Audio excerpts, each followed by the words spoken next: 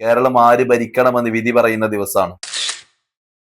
തെരഞ്ഞെടുപ്പിൽ ഒരു വിഭാഗം വിജയിക്കുമ്പോൾ മറ്റൊരു വിഭാഗം സ്വാഭാവികമായിട്ടും പരാജയപ്പെടും.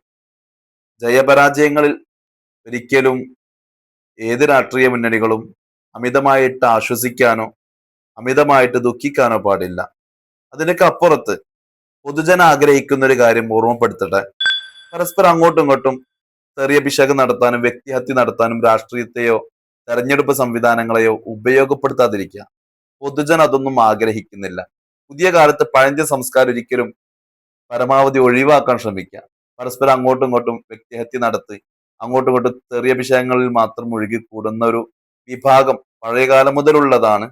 അതെല്ലാം ഒഴിവാക്കി ഒന്ന് അപ്ഡേറ്റ് ആയിട്ടുള്ള പൊതുസമൂഹം ആഗ്രഹിക്കുന്ന രൂപത്തിൽ പരസ്പരം സൗഹൃദാന്തരീക്ഷത്തിലുള്ള സൗഹൃദമായിട്ടുള്ള മത്സരങ്ങളിൽ മാത്രം എൻഗേജഡ് പ്രത്യേകിച്ചും ആ രൂപത്തിൽ വിജയിച്ച ആളുകൾ പരാജയപ്പെട്ടവരോട് ആ രൂപത്തിൽ മാത്രം പെരുമാറുകയും പരാജയപ്പെട്ടവർ വിജയിച്ച ആളുകളോട് ആശംസ നേരുന്ന ഒരു സാഹചര്യമൊക്കെ അങ്ങനെയാണ് ഈ 2026 ജീവിക്കുന്ന ആളുകൾ ആഗ്രഹിക്കുന്നത്.